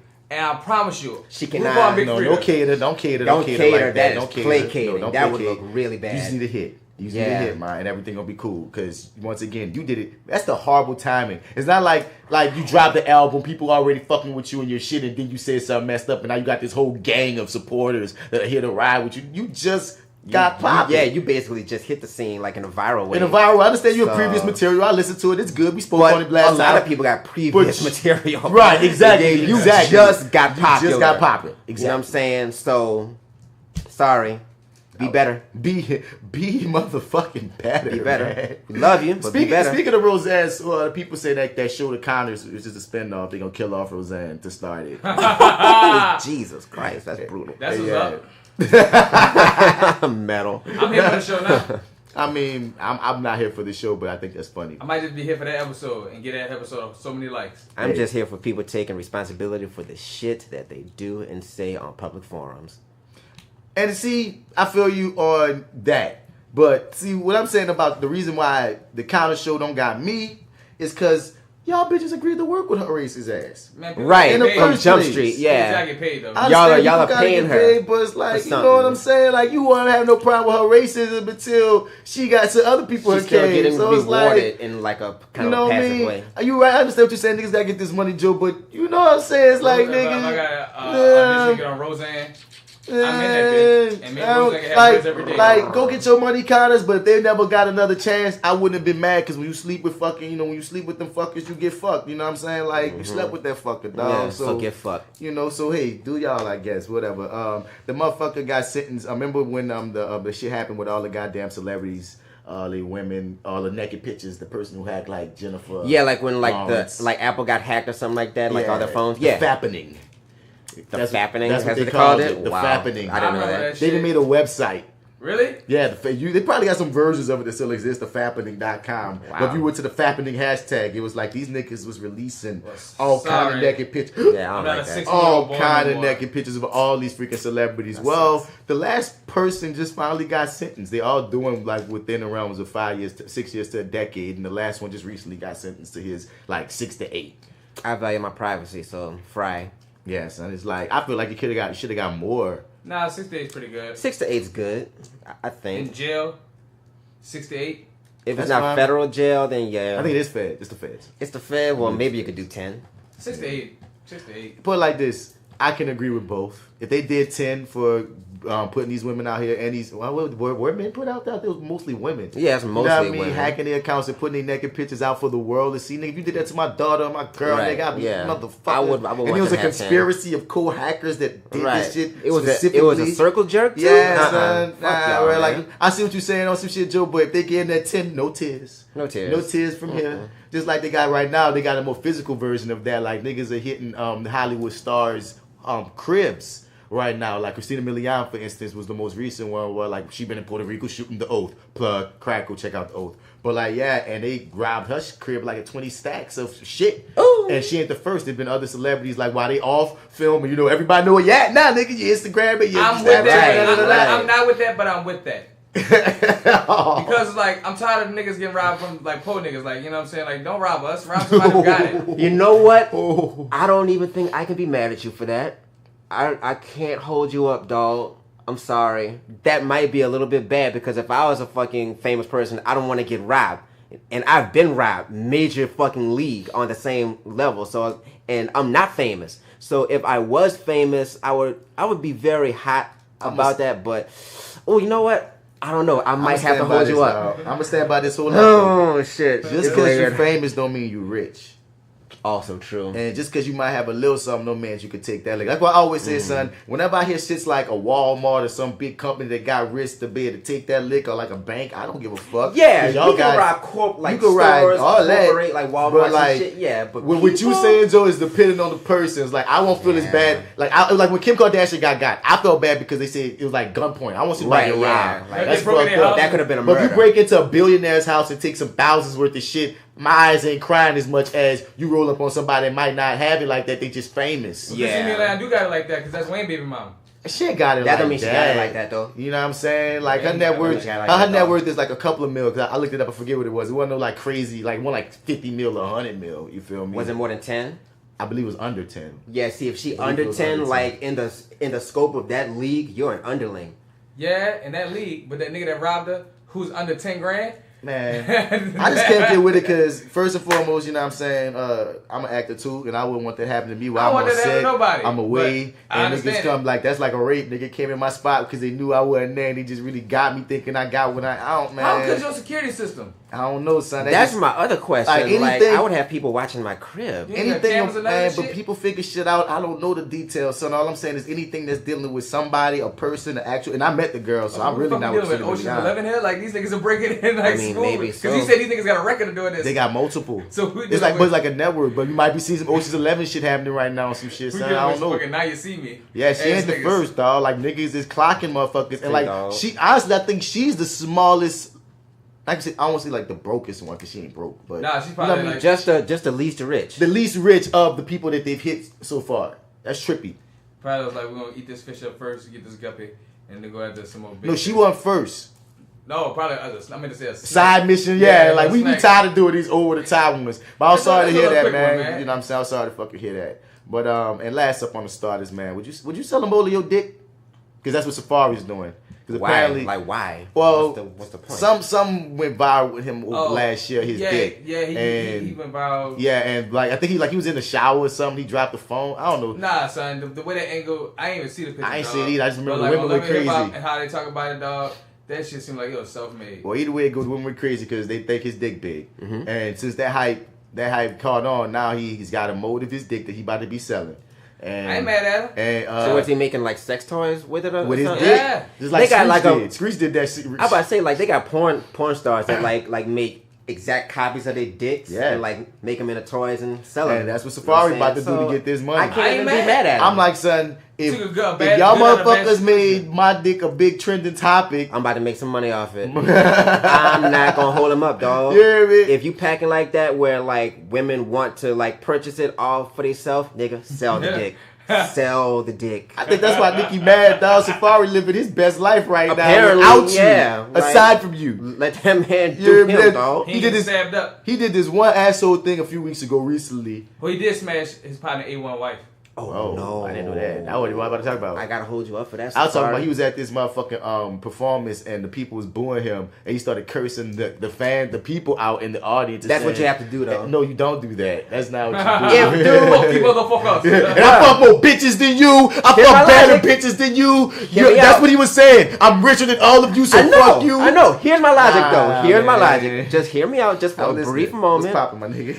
In the comedy world, even though he's not a comedian and things like that, when you're bombing, when they're booing you, what you don't want to do is try to appeal to their sympathy, because all it's going to do is make you eat them up. So the culture is when you're bombing, like if they're booing you, like fuck you, you destroy every fucking thing. Fuck you, start ripping everybody, blah, blah, blah. That's not the rap culture. And you swallow everything. That's definitely the comedy culture. That's not the rap culture. I mean, maybe he was just trying to take it in that way. He lost his temper. Fuck y'all. He felt played. No, he felt played. That's what it was, because they was coming at that nigga, dog. They wasn't even just booing him. They was like, taunting him and shit. Because I wonder why, though. Like, if we keep it up with Love and Hip Hop, they weren't fucking with him. I don't know. It was in New York. Yeah, I don't Because if watch you keep up that. with Love and Hip Hop, dog, that's like on the very first episode, it came out rumor that the nigga that smashed A1, which is supposed to be. Oh, so you think that was part of it? Yeah. Damn. Okay, interesting. And so like, Ray J on like the third episode kind of like talked that nigga out of Safaree saying that he smashed the girl. You know what I'm saying? Talked him out of it as in, got the truth out. Yeah, he basically was like, yo man, your girl already admitted to A1 that, you know what I'm saying, y'all smashed and all that, and so now they just dealing with it, this and the third. And he was like, oh shit, admitted it? Oh man. You stupid motherfucker. Man. Hey, wait, pause. And then, wait, go tell what you said. And Ray J also even told her man after man gave the whole spiel, he was like, well, I didn't really tell her, man. You know what I'm saying? She didn't really say none of that. But that's fucked up, man. How would you do that, man? Like, dog. So I can see why he's getting the boost for that. Because before that, he was getting all the love. He was getting a lot of love, The bro. picture got him a lot of love. Son, is Birdman on Love and Hip Hop right now? No. Are you serious? So I'm asking, what was that video with him and Tony Braxton where she couldn't understand what the fuck he was saying? I need to see that. That's funny. And I thought, when I saw it, I was like, is this on Love and Hip Hop? Like, he on it? Because I want to see that. If Birdman's on Love and Hip Hop, I'll watch that son. shit, dog. Just to watch Birdman. That's on Tony Braxton's show. Oh, she has a show. Okay, got you. Family, the Braxtons. Got you. I just want to see his scenes. that is something I have done, like going like to different cities and shit. Like put the accent on where like they can't even hardly keep up with you. Just talk over their fucking head. But you got the option. Be hilarious. You got the options. You're acting. Yeah, Birdman don't be switching. No, he can't help it. Birdman he cannot so help hard. it. And you know what's funny? I understood him. Me too. I was like, I know what you said, Birdman. He understand. But she was so like, what? Like, wait, what did you say? That shit is hilarious, dog. That's funny. I love it. At the end of that clip, she still didn't understood that man said. Okay, honey. She didn't know. That's funny. I have to see that. I'm gonna Oh my God, look it up. I just want to know what he was saying. He even got the grill in no more. That nigga still can't talk. He wasn't even smiling. He wasn't even in on the joke. He was serious. He was absolutely dead serious. Like, bitch, why you understand what I'm saying? Like I'm saying clip, talking clip. I'm talking English, ain't I?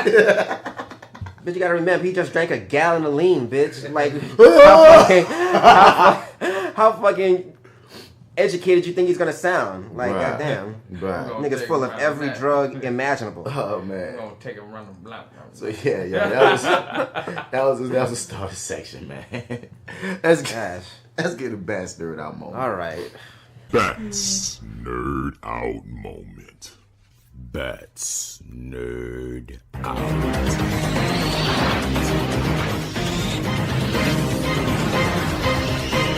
Bats Nerd Out moment. Bats Nerd Out moment. Bats Nerd Out moment. Bats Nerd Out moment. Bats Nerd Out moment. Bats Nerd Out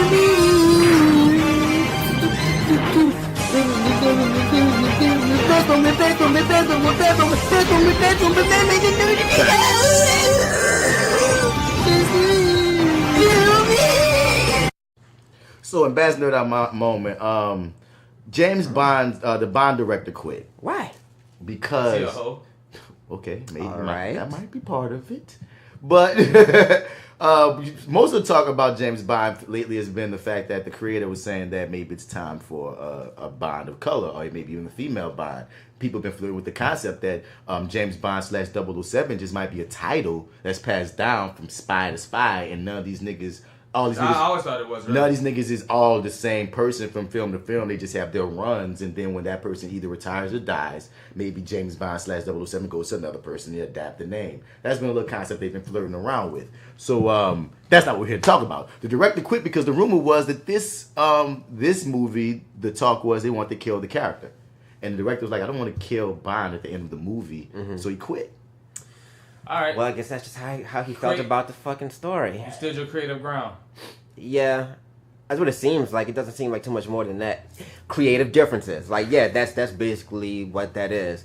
Now, me as a nigga that's never directed a full feature film for millions and millions of dollars, I don't know if I would have passed up that opportunity to direct James Bond, because that would be like a legacy film, especially if it blows. That type shit. Huh? I think he's the director. I think he's done them already. I think. Oh, so he's already done them? Yeah, hold up. Danny Boyle is already like. Okay, well, he made the shade. He legit. Well, I understand if I was a new nigga, but if I'm a nigga with resume. Yeah, like if you've already done this shit, that's. You already put your salt on this. Yeah. So he could afford to. I feel him. Yeah. I mean, he knows because nigga, like you said, if he was broke, he'd just grin and bear it. Right. I bury James Bond. He's gonna die. I need this 45 million. I will bury that nigga on top of this 45 million. Will sit on top of that nigga. If he dies, he dies. I just don't get what. I hope they're not really gonna kill James Bond. Like he can't kill James Bond, dog. He gotta die of old age. Or disappear and come back and train the next James Bond after some tragic happened, like he loses his wife, because James Bond really can't have a loved one. Oh my God! I'm just looking at something about Aretha Franklin's funeral popping up on my timeline. But what that is? Apparently, our friend DC Paul, follow him at whoisDCPaul on Instagram. But he said he went to make a run, but when he came back to the funeral, there was some black pastor talking about how black lives don't matter because of black on black crime. Is this what the service has devolved to? I hope that's not true. Son, that is so funny. DC has said this whole morning. And you know what else is funny? This funeral has been going on for 5 hours. Yeah, they're way behind. But DC has really sat there and watched his funeral as if he was at service himself. Yeah, a lot of people are doing that. A lot of people. I watched it a little bit, but after a while, I was like, no, I don't like to be in funerals. I damn shame about to sit watch this lady funeral.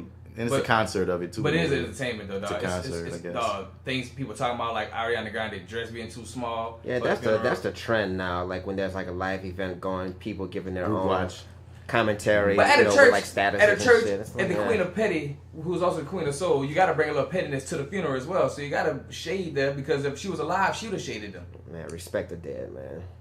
That's why you gotta. That's why you gotta do it in her honor. I just have no interest, honestly, in watching it. Me neither. Like I really I don't mean that to say to be fucked up or to like it doesn't matter, but I just don't have an interest. I didn't have a vested interest at all. Like I saw a few singers and that was it.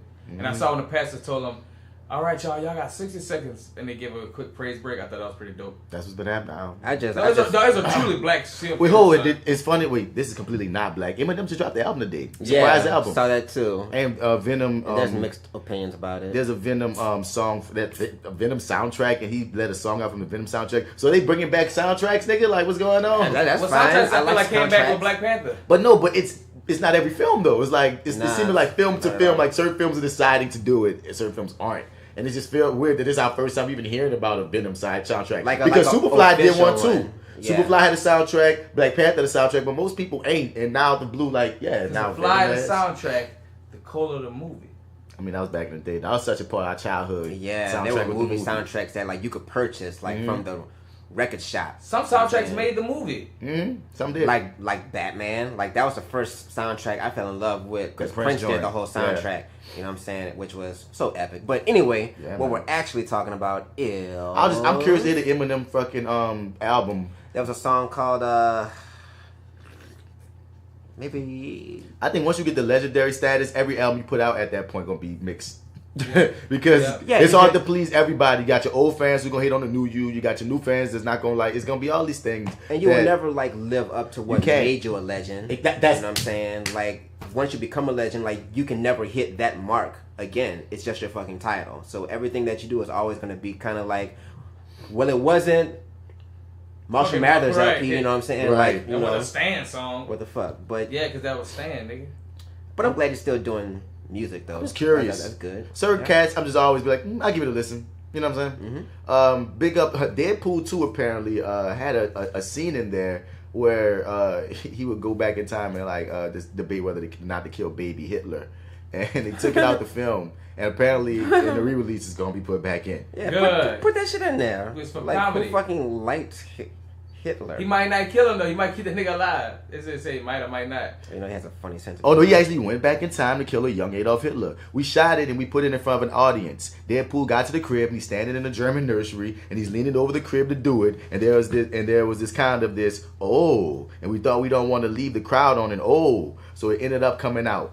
There's even a draft of that scene where we back it up, and even more where he's standing over baby Hitler and says, God, this is a toughie. And he finds a Sharpie and draws a mustache on the baby, a little baby Hitler mustache. I like it. I'm sorry. I just like the fucking choice that is like giving you. It's like he's killing a baby, but it's baby Hitler. So it's like he drew the mustache. What a double-edged sword. Yeah, man. That'd be something if you draw the mustache and that's what makes you able to kill him. Like, kill it. Nah, I can kill it now. I can kill it now. Kill it now. I can kill it now. You got it's so better than last than what it was before. Right. More evil. Yeah. I can see the artistic genius of it. It's Deadpool. He's supposed to be ridiculous. And like he's over the top anyway. So you know what I'm saying? I'll grant it. That's just trippy. Absurd and farcical is what that nigga is. Streets of Rage 4. Woo!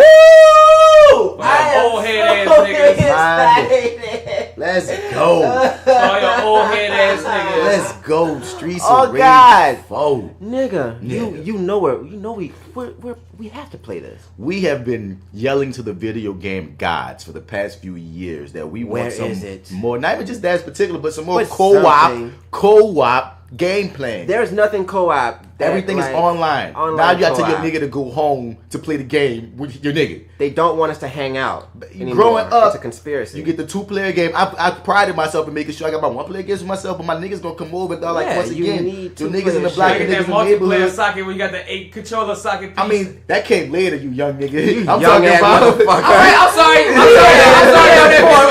One and two. That bitch look like I'm sorry, y'all fucking playing Atari and shit. My bad. All we did, having a 2-player game with you and your friend was enough, nigga. Right. Yes, I get it. Nintendo, 2-player. Super NES, 2-player.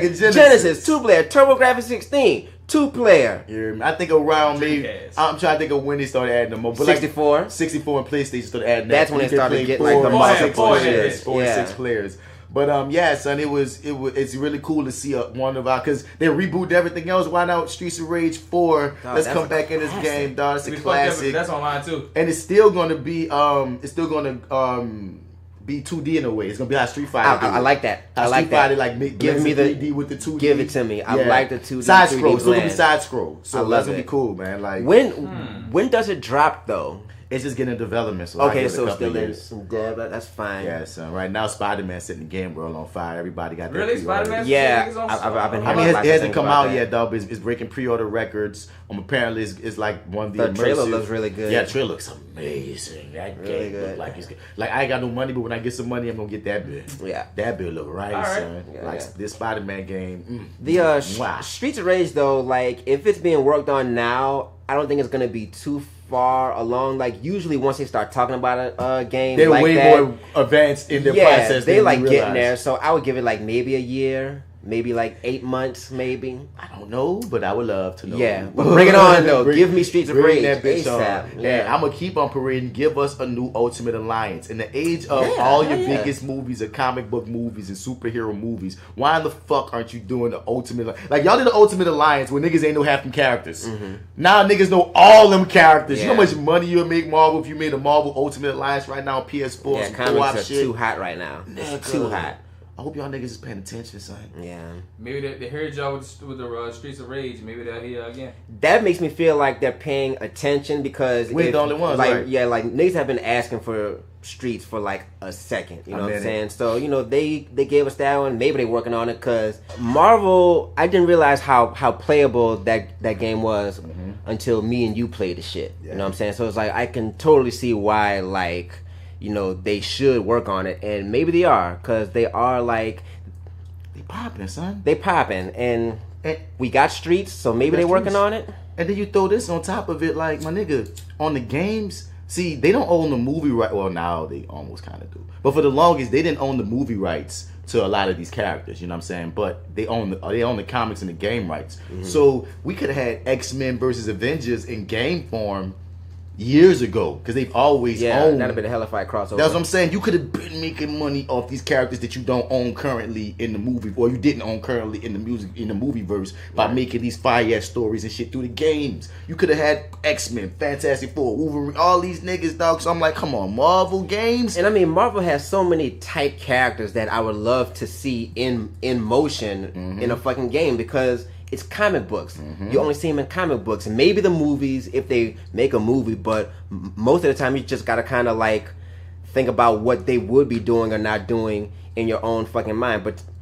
But to like see them like moving and speaking, you get to control like, them. Yeah, like that's fucking dope, man. Come like, on, give us some stories. Do something. And once again, there's stories that can be told in video game form that can't necessarily be told in that you might not be able to tell in the movies or the cartoons. Yeah, that's another medium, is what I'm saying. Yeah, you hear me? Like they got absolutely. all kind of shit, man. There's so many things you can do. So Marvel, get it together when it comes to the games, because y'all getting everything else together. Shouts out to DC Online. The DC streaming service is about to come and drop, and that's where you're gonna have that Young Justice season 3. If you want to watching Young Justice season 1 and 2, nigga, you sleep. Yeah. Young Justice season 1 and 2 were amazing cartoons. It was really dope. The season 3 was brought back because the fans wanted it. So that everybody's been hankering for that. Titans, Batman animated series, all kind of like DC cuts, comic books. So like it's gonna be $7.99 a month. But if you sign up now for DC Online, DC streaming, it's gonna be like $5 a month. And I'm like, man, I think I'm gonna jump on that shit, dog, because I think I think it's gonna be something that me as a comic head, as a comic motherfucker, gonna love. And once again, all the Batman animated series joints, the new Titans show, the Young Justice, and all these old DC movies and shit back when they was not fucking up. Right. Yeah, I'm with it. We shall see. And last on Ambassador NerdOut moment, apparently doing an NWO reunion. Don't do it. Hulk Hogan and racist. Why? And everybody else old. Why, guys? Y'all old. Leave it be. Leave it What alone. fucking mortgage are they trying to pay off? There's nothing that's left to do. Let the NWO die. Just Let the it wrestling die. fan in me had to just speak on just a smidgen of that. Let the shit live in fucking legends. And nostalgia. Let it right. be. Just let it be, dog. Kill it. It's over. You're old, and some of you are racist. And some of y'all are racist. Leave it alone. So yeah, that was Bats Nerd Out Moment. It's brought to you by the Reviewing That Show. Check out our Reviewing That Show, where we get in more depth on comics, TV, film, all lore related things, as well as in the main event, we usually reviewing something pretty cool, man. So check out the Reviewing That Show. If you got any recommendations, there's some shit that you want us to review or talk about in that fashion, hit us up at reviewingdat with a D, reviewingdat@gmail.com, and we're gonna talk about it, rock it out. Speaking of reviews, before we move on, what's that? Question 1, have you caught up on Game of Thrones? No. When the new seasons come out, we have to review that. That's gonna be so fun. Can we? Can we? Well, what I'm saying is we could review the old shit and lead up to the new. You Don't threaten me with a good if you time. You gonna play with it like that? I stopped at season 5 and I got to get to 7. Is that right? I believe so. Yes. Yeah, maybe I'm in the 7 or middle of 8. 5. Maybe 7 or 8. No. I think it's 7. I'm in the middle of 5, so.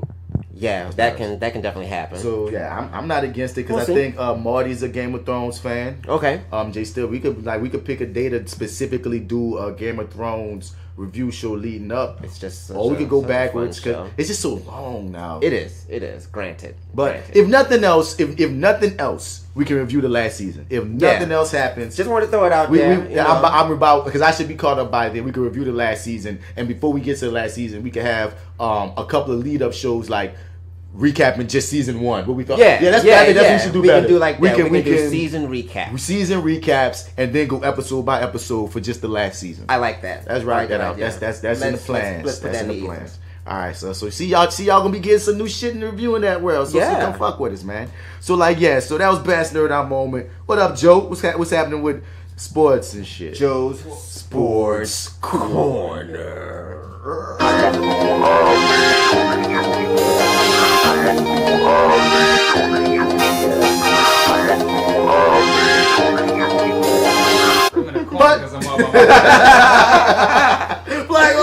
on the play. I was about to say that. I swear to God, I was about to say flag on the play, bitch. Oh my God, that is hilarious. That is hilarious. You literally took it out of my mind. But yeah. But here I am with the flag on the play. What you about to touch down on? Huh? What you about to touch down on, buddy? Stop it. Well, let me throw a curveball at you. Well, you better make it a hole-in-one, buddy. Oh God, this is gonna go on for 5 fucking minutes. And 1, 2, 3 strikes, he's out of Wait, I'm laying it up to you, pal. I'm laying it up to you. Thank you for the assist. Better carry it on. Carry it on, my brother. Oh God. I'm about to travel with this. I hate these fucking dudes sometimes. Don't be so defensive, Devin. Oh, you know what? I'm gonna just lay back. I don't know what the fuck going on. Me with a good pun. I love puns. We'll keep going. God damn it. So first off, shout outs to the Saints for getting Terry Bridgewater. That's the black QB who was with the Vikings and then with the Jets. Boy's a monster. Yeah, I do actually know about that. That's awesome. Me too. Me too.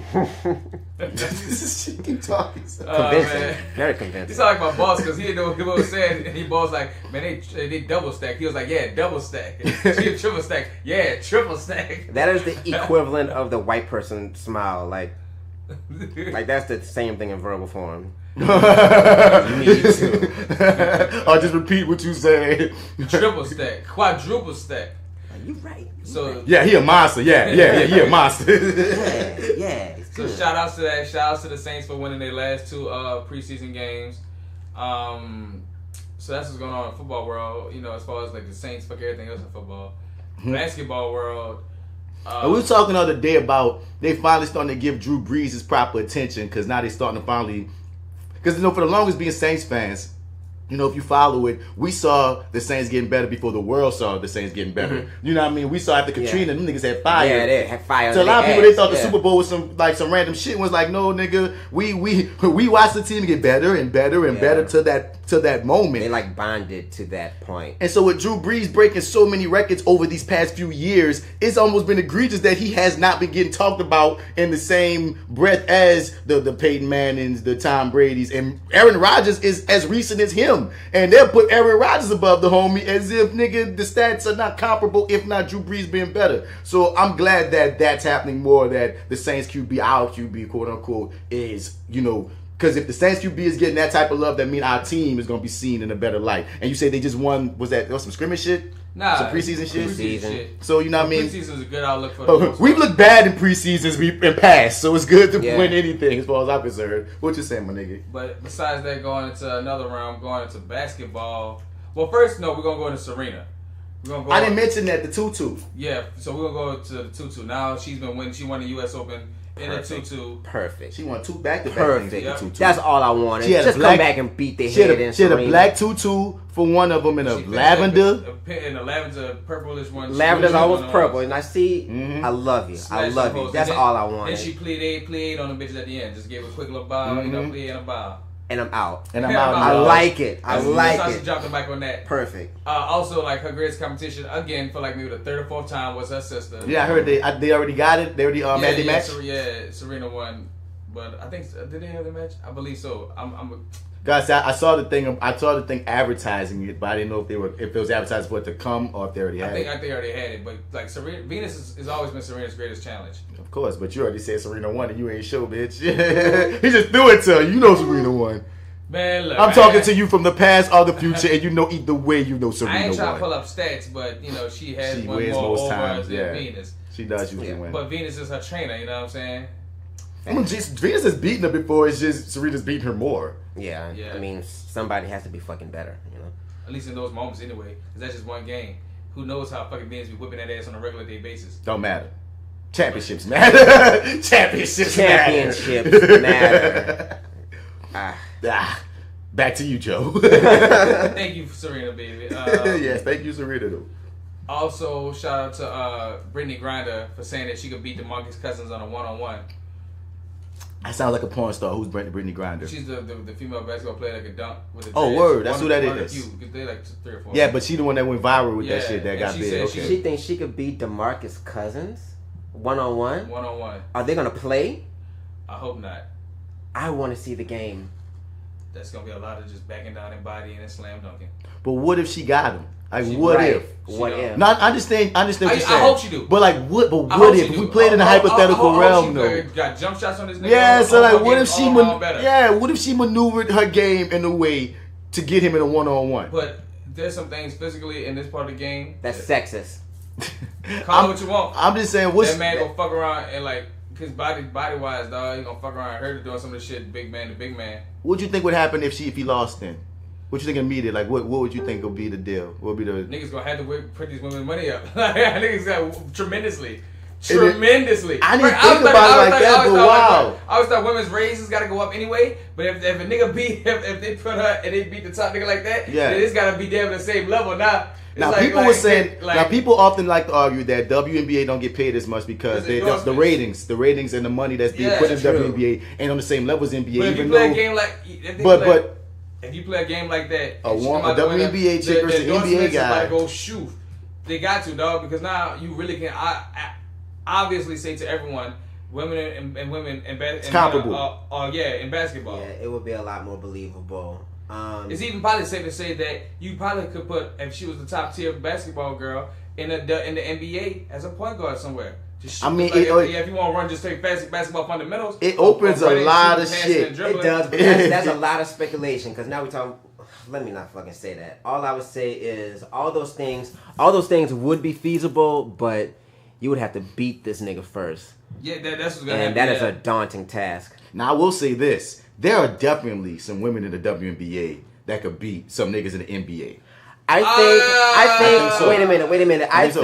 I think the worst dude in the league can beat the best female. I won't say that in the league. I don't know. That's a hard. That's a hard generalization. Because the NBA ain't easy to get into. Even if you're the worst nigga, you still got skill. Yeah, I won't say that. I think I'm a little bit, toxic with that shit. You know what I'm saying? But I just don't see it happening. I can, that's because me saying that a woman in WNBA can beat someone in NBA, that's broad enough to be like, I didn't say who, but when you say the absolute best in the WNBA player cannot beat the absolute worst NBA player, I can't say that, dog. You hear me? I can't say that one. That's too harsh.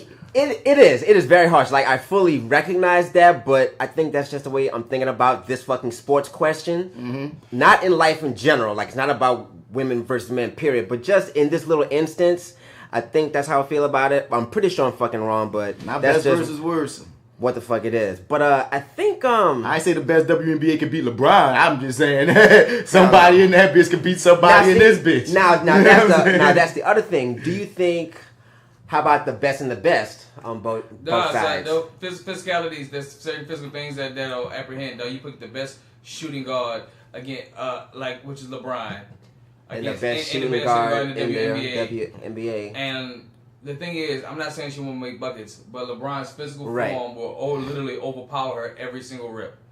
His physical strength will dominate the court every single rep. There would be certain rules that they would put it, like there would be fouls or certain rules they would have to put into play to kind of offset certain things. Depending. I don't think that would be fair. No. What I'm saying is that's how they would try to make it fair on some kind of, if they was to twerk some shit like that. They got to play the game as it is. As basketball is. Yeah. Because you got to play it as it is. You got to play the game. The thing is, basketball is plain and clear. A foul's a foul at this point in perimeter.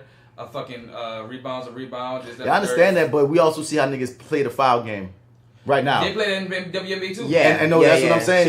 She would have to play that play game the foul also. game as well. It would become specifically because the thing that you keep on mentioning is the physicality. If he run up on her, et cetera, not taking out that there's other elements of basketball. So what I'm saying is she would have to figure out a way to. And I'm not saying LeBron in particular, but I mean just any WNBA versus any NBA use that against them. And I ain't saying that that's impossible. It's not impossible. I will also grant that. Not possible. It's not impossible. What you saying next up, Joe? Back to LeBron. We're gonna talk about his barbershop talk. Let's talk about it. LeBron just keep on being more and more that nigga, right? First off, we're gonna get on one of his haters, Jason Whitlock. Fuck Jason. Somebody pull up a picture of Jason Whitlock. You know it's that fucking coon ass sports ball head nigga. He always saying something fucked up. I'm trying to think of the last thing he said. Show me. He's talking about I think with the families. He always talking about LeBron. Always talking shit about LeBron. Probably Or something with black people. Let me see if I can pull it up.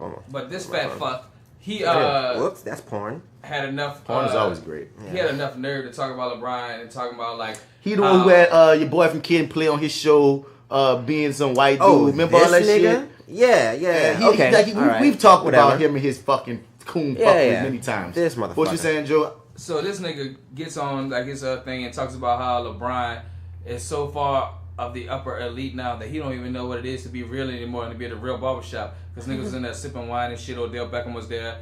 Who else Also, it was really like a segment. Kind of it was really a segment of barbershop talk. It was called barbershop. So they in a barbershop. It was a show. But it was a show. Okay. It's not like a nigga had a camera and LeBron was just down a random barbershop. It's not like that goofy ass show riding in cars with rich white men that come on Netflix. Yeah. I mean that's a cool show too. I like it. Man, no, but to me that's Sadiddy. Yeah. You know what I mean? Like these rich white men talk about rich white problems. That's what I would call Sadiddy. Yeah. What you saying is these some niggas just running in a barbershop. Beckham, LeBron James, I forgot the other guy name, and Jon Stewart is there.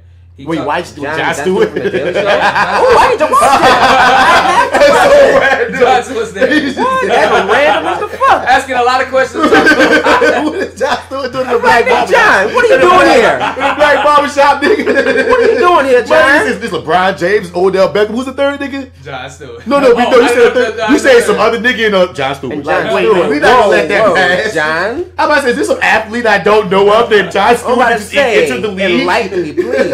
No. Wow. Good old Jon Stewart. Cool. So they're in there, and like he talks about how he let this token white ball get in there on the conversation of the barbershop talk. The barbershop talk never talked like that. You saying Jason Whitlock is saying that about Jon Stewart? He said Jason Whitlock is saying that about Jon Stewart, about LeBron, how he got this white boy in there, how like they said so many N-words and cuss words. Somebody in the barbershop would have been told him to stop. How this is a whole bunch of things about how he is right here. Is it this thing? We can play some of it. Is this thing? Jon Stewart has stood up for black people. With his new HBO TV show, The Shop. The Shop. A year ago, while guest hosting The Herd, I upset LeBron fans by analogizing the basketball star to Donald Trump. I explained how athletic privilege works just the same as wealth privilege.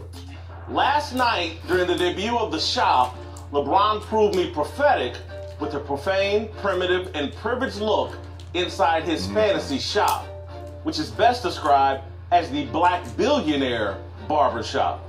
LeBron's shop is what Donald Trump must imagine a black barbershop is like.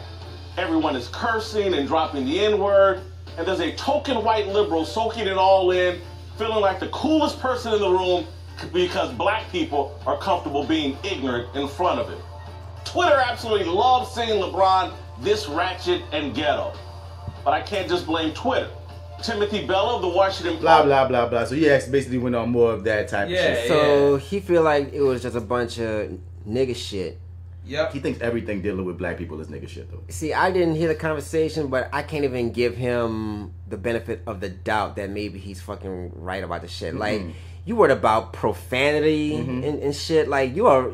Nah, though, you focus on the wrong thing. Depending on the barbershop, they got man. You cannot try to encapsulate the black barbershop experience just with your bullshit, son. We've been in barbershops when niggas cursing. We've been in barbershops when niggas me. Don't censor me either. They got so much shit. Jump Street. And I'm pretty sure it wasn't like that, dog. Like I'm pretty sure they wasn't cursing so hard up there. Everywhere was like, fuck, nigga. I watched some of it, dog. It wasn't cursing like that. I'm just standing by the fact of everybody know barbershop talk is barbershop talk, and you gonna hear all kind of shit in the barbershop, dog. Don't act like that ain't true. And this man being rich don't mean that barbershop talk don't happen. Right, you hear me? Same black motherfuckers is still gonna be in the barbershop talking that shit, dog. It's community between really black niggas. You know what I'm saying? So and it's so fun because The hilarious part about barbershops are even rich niggas will go back to their hood barbershop. You know what I mean? And have the same talk. You know what I mean? It's not like, so no matter where he had it, it looks like LeBron's future show is going to have all kind of people coming through. You know, I don't think he'll always even have a white boy in the barbershop. You just tried to find something to hate on because it's I guess it's the mandate to you and your show and all of the elite to come at LeBron James, especially when talking about white people. To take down black heroes, and that's what you do. Right. Because especially when he said the controversial, I had to learn to fucking like white people. And I'm saying, as a black person in America, especially a black kid in America, kind of like learn that. I can't see how you can learn genocide first of your people and not have some bit of disdain to a degree. It's varying, but some type of issue or even a fear of white people. Even if you just go from a fear aspect, just giving what you learn as a black person first. I'm gonna say this: I didn't have to learn, but I had to relearn to like white people, cause like. I'm saying, like, when I was a child, like, you know, I didn't have a problem with white people. Like, I had plenty of like white childhood friends, and I didn't notice that they were fucking white. Like, it didn't matter. Like, yeah, they white, but I didn't like ponder that shit. Being white wasn't you know what I'm saying? Really like that. Yeah. Now, in the middle of me fucking becoming a man, I learned to not like white people for various reasons. But then, as a fucking adult, I had to relearn to like white people and like not buy in to the, you know, whole fucking debacle. But. And I can understand what you're talking about. And you're even speaking from a stance of someone who's been around white people. You feel me? A lot of kids in the black hood don't be around white people at all. And all they hear about white people is the negative. Yeah, true. Absolutely. And the white people that they are in the neighborhood are the very, very vast minority. Mm-hmm. Like the majority don't act like those white people. Right. Yeah, I will grant that for sure. So if you're a black boy growing up in the hood and you get taught this, and this about white people, I can understand even if it's not a dislike, if it's a, like I said, whether it's a just fear, like a certain bias towards it, whatever, you know. Yeah, because I absolutely feel that. Y'all learn these fucked up stereotypes about us. You think we ain't got no fucked up shit we learn about y'all? Most of shit ain't stereotype. This shit is facts and proven in the mud, nigga. I mean, stereotypes often come from truth, but I understand what you're saying, embellished. Yeah. But it's just like, man, dude, like, but of course, after proclaiming that basically black women are God the other week, to say I had to learn to like white people is not doing LeBron no favors right now. And I love it. It's your truth, though. But You're a real nigga for speaking it. Yep. Ain't nobody gonna stop your money from coming in for just them words saying it. You too powerful at this point.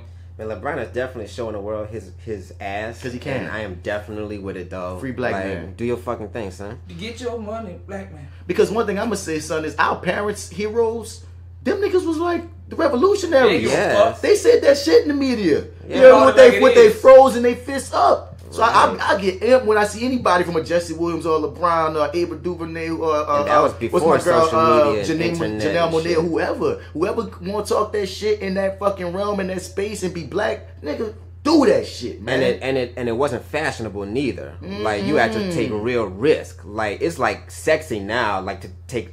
It's not sexy as Colin. That's the problem. The thing is, some of it's sexy. I'm saying, dog, we went through a long generation of not having it. Yeah. That's why I'm so glad that it's picking back up. Cause like there was like the time in the early 2000s. Right. Yeah, we didn't have that. Yeah, black people, like the black celebrities, weren't talking that black shit. Everybody was trying to get paid and mind their fucking business. Bruh, I'm middle school, high school. I'm middle and high school. I couldn't name you, motherfucker, dog. It started coming back around our college. Yeah, that's what I'm saying. Like, but right I can't now, think of anybody like outright who wasn't already in the fight from not already established. You know what I mean? So I'm glad to see like more and more celebrities in the past 5 years. I'm always saying 5 years, but in the past, you know what I mean, decade or so, have gotten their balls back in real life. And you got to also throw in the context of.